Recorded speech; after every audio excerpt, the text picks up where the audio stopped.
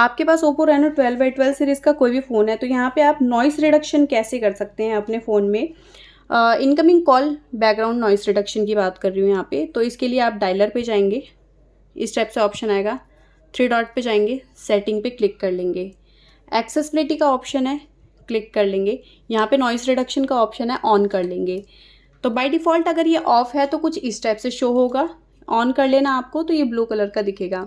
On करने से फ़ायदा ये होता है कि जब भी आप कॉल पे होते हैं ना तो बैकग्राउंड में जितने भी नॉइस होते हैं, छोटी मोटी खटपट की आवाज़, किसी भी चीज़ की आवाज़, तो वो नहीं आती है। एकदम क्लियर एंड कट साउंड आता है, ऑडियो आता है। ठीक है, तो इसको आप ऑन कर लेंगे और बैक कर लेंगे। और रही बात एक्सटर्नल माइक्रोफोन पे जो साउंड आ रहा है बैकग्राउंड का, तो वो एक्सटर्नल माइक्रोफोन की वीडियो आप अलग से देख लेंगे चैनल पे जाके। इसी टाइप की इंटरेस्टिंग वीडियोस के लिए आई बटन पे क्लिक कर लेंगे। वीडियो पसंद आए लाइक शेयर सब्सक्राइब जरूर कीजिए। मिलते हैं नेक्स्ट वीडियो में, तब तक के लिए नमस्कार।